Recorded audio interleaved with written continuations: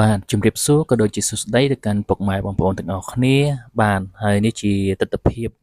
របស់ខ្ញុំដែលខ្ញុំបានធ្វើដំណើរនៅតាមដងផ្លូវជាតិលេខ62ដែលខ្ញុំបានធ្វើវីដេអូនេះគឺដើម្បីចែករំលែកទៅកាន់ពុកម៉ែបងប្អូនទាំងអស់គ្នាឲ្យបានទស្សនាហើយវីដេអូនេះខ្ញុំសង្ឃឹមថាពុកម៉ែបងប្អូនអាចជួយយកវីដេអូនេះ share បន្តដើម្បីជាការចែករំលែកទៅកាន់បងប្អូនផ្សេងៗទៀតឲ្យគាត់បានឃើញនៅសកម្មភាពរបស់ខ្ញុំហើយវីដេអូនេះគឺខ្ញុំធ្វើឡើងដើម្បីជាការចែករំលែកឬក៏ជាការអឺដំណើររបស់ខ្ញុំដែលខ្ញុំតែងតែធ្វើកន្លងមកហើយខ្ញុំអាក់ខាននៅការធ្វើវីដេអូនេះដោយសារតែខ្ញុំរវល់បំពេញការងារអញ្ចឹងហើយខ្ញុំអត់សូវមានពេលក្នុងការធ្វើវីដេអូនេះដើម្បីចែករំលែកទៅកាន់ពុកម៉ែបងប្អូនបន្តទៀតទេហើយថ្ងៃនេះខ្ញុំបានធ្វើវីដេអូថ្មីហើយវីដេអូនេះគឺខ្ញុំបានធ្វើដំណើរនៅតាមដងផ្លូវជាតិលេខ62ហ្នឹងគឺឆ្ពោះទៅខាងស្រុកសង្គមថ្មីក្នុងខេត្តព្រះវិហារបាទហើយដូចដែលបងប្អូនបានឃើញអំពីវីដេអូនៅតាមទស្សនវិជ្ជានៅតាមដងផ្លូវនេះគឺយើងឃើញថាវារៀងស្ងប់ស្ងាត់ដោយសារតែយើងឃើញការធ្វើដំណើររបស់ខ្ញុំហ្នឹងគឺនៅពេលប្រហែលជាម៉ោង8 9 10អីហ្នឹងបាទតាមដែលខ្ញុំធ្វើដំណើរហ្នឹងបាទហើយសង្ឃឹមថាវីដេអូនេះគឺចង់បង្ហាញទៅកាន់បងប្អូនទាំងអស់គ្នាដូច្នេះហើយសង្ឃឹមថាពុកម៉ែបងប្អូននឹងទស្សនាវីដេអូនេះពីដើមរហូតដល់ចប់ហើយបងប្អូនអាចមើលវីដេអូនេះក្នុងការធ្វើដំណើររបស់ខ្ញុំបាន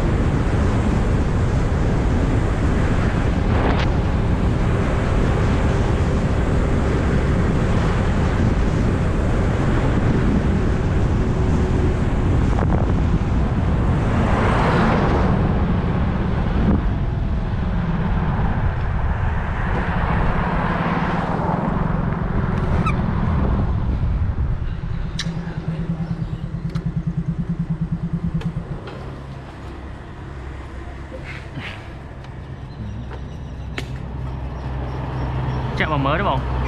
Mà mới bà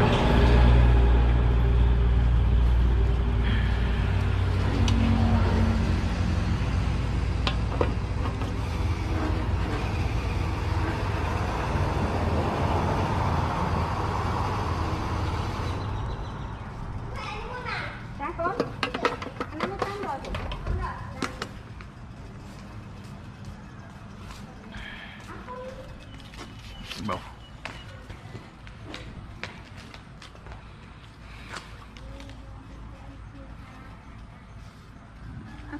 bà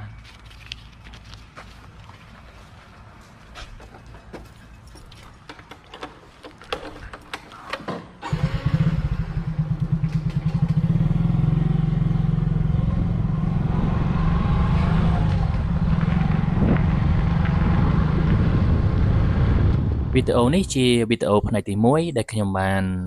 ថតដើម្បីចែករំលែកទៅកាន់ពុកម៉ែបងប្អូនឲ្យបានឃើញអំពីទស្សនវិជ្ជានៅត្រឹមក្នុងឃុំរមណីស្រុករង្វៀងខេត្តព្រះវិហារតែប៉ុណ្ណោះហើយខ្ញុំនឹងធ្វើវីដេអូបន្តទៀតនៅផ្នែកទី2ដែលខ្ញុំធ្វើដំណើរចូលទៅស្រុកសង្គមថ្មីក្នុងខេត្តព្រះវិហារដូចគ្នាប៉ុន្តែខ្ញុំចង់បង្ហាញពុកម៉ែបងប្អូននៅទស្សនវិជ្ជានៅត្រឹមគេហៅទូលវាងសំទោសពុកម៉ែបងប្អូនហើយនេះជាទស្សនវិជ្ជាដែលខ្ញុំបានធ្វើដំណើរមកដល់នៅឃុំរមណីនៃគេហៅថាទូលវាងបានហើយដូចពុកម៉ែបងប្អូនបានឃើញហើយអំពីទស្សនវិជ្ជាដែលបងប្អូនប្រជាពលរដ្ឋគាត់បានប្រកបរបររស់ស៊ីនៅតាមស្រុករបស់គាត់ផងដែរហើយសង្ឃឹមថាពុកម៉ែបងប្អូននឹងជួយ share វីដេអូនេះបន្តទៀតទៅកាន់ចែករំលែកទៅកាន់ពុកម៉ែបងប្អូនផ្សេងទៀតគាត់បានឃើញនៅវីដេអូរបស់ខ្ញុំហើយវីដេអូនេះគឺខ្ញុំមានតែប៉ុណ្្នឹងទេជួបគ្នានៅវីដេអូបន្តទៀតសូមអរគុណហើយសូមជម្រាបលា